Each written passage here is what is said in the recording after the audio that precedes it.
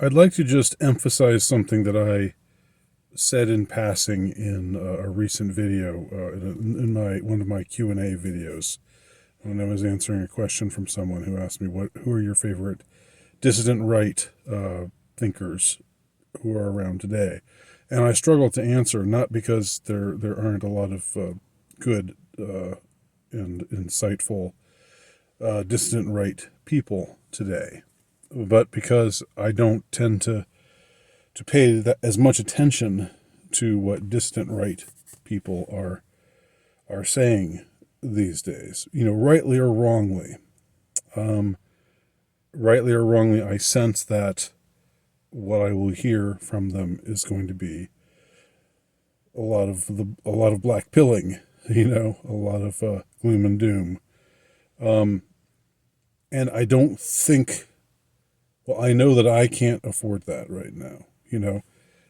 Pessimism is a luxury. I didn't really see it this way before, but now I realize that pessimism is something that you can afford when times aren't so bad. You know, Maybe when you can see the collapse on the horizon, coming in a couple decades, if current trends continue, uh, then you can maybe bathe and luxuriate in pessimism. But when you're in the midst of it, when you're in the midst of a collapse, when you're in the midst of apocalypse, you know, when things are falling apart all around you, and it's not just, you know, it's not just something that you're reading about in your dystopian novels or watching in your dystopian movies. Somebody sent me this video that was done from some city in China where they've got some very draconian lockdown going on right now. And if I didn't know better, I would have thought this is from a movie.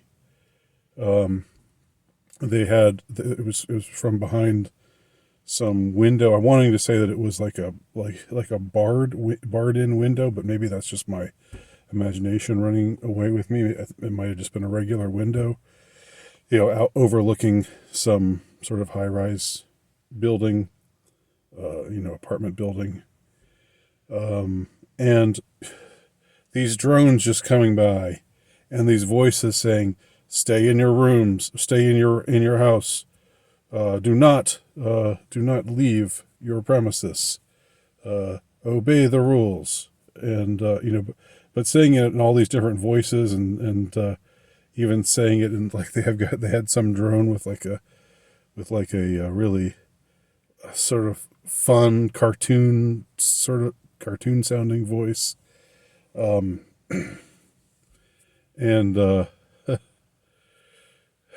I mean, I'm guessing it was real.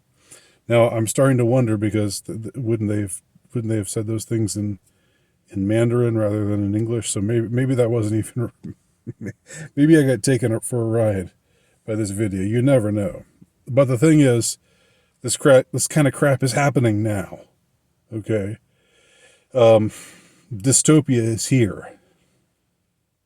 Given that dystopia is here, I don't want to just hear about how bad things are, and I don't want to hear about how much worse they're going to be. The thing is, I already know that, and I wanted, we look to commentators, we look to storytellers to tell us things we don't already know. Okay, I already know that things are bad. I already know that things are even worse than I think they are. I know that's a paradox, but it's true. And that seems to be this, like a few years ago, I remember the trend was for some of these crappy sites, mostly left-wing sites like Salon.com or Slate or Vox or whatever.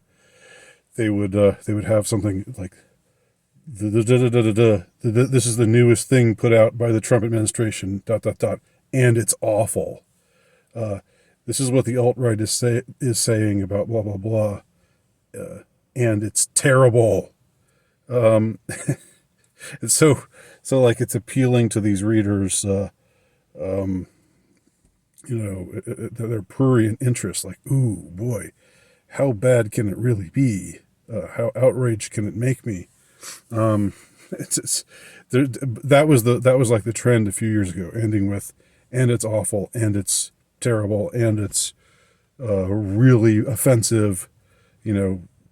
Some clause like that. The newest thing, though, you get on, like, I watched my share of Balenciaga themed videos, which I'm glad that it's getting the kind of coverage that it's getting. But there were so many videos that came on with saying things like the Balenciaga mess is worse than you think. The darkness in Balenciaga is much darker than you think. Much worse than you think. Much more terrible than you think. It's like, how do you know how bad I think it is? I mean, I realize it's like a selling point. It's the same kind of thing. It's like getting off on luxuriating, lathering up in the pessimism and in the like, ooh, these people are so evil and they're so powerful, and and so forth and so on, and I just think, I don't think we can afford that right now. I certainly can't. I'll just speak for myself. I can't afford that right now. In my last video, I was talking about degenerate art and how much worse degenerate art is than it used to be. What was called degenerate art back in the 30s by the Nazis and by others. They weren't the only ones who were reacting against trends in modern art. But like, like even if you despised Cubism and abstract expressionism, it's got nothing on what so-called artists are doing today, and what they're selling for millions or hundreds of thousands of dollars, to rich people today, and that rich people are rich and influential people are getting off on this stuff that they're selling today. And the example that I gave was, of course, the child sex dolls, with vaginas for mouths and penises for noses. And I don't mean to dwell on this. I don't mean to, just rub your face in it or anything like that. But just, I don't know how much worse, I don't know how much lower you get than that, besides actually raping your children. This is like training for child rape, basically. These sculptures, these whatever you call them. So, with all that said, we need to, and I need to hear things that I don't already know, and you need to hear things that you don't already know. And I'm not meaning to be overly optimistic about the kind of reach that I have. I know I have a rather limited reach here, but even so, even in my small, meager way, I need to, if I fancy myself an artist, which I do, think I fancy myself a writer, it's up to me to bring you something that's telling you not just what you already know, right? And in a time like ours, which I don't know if things have been this bad.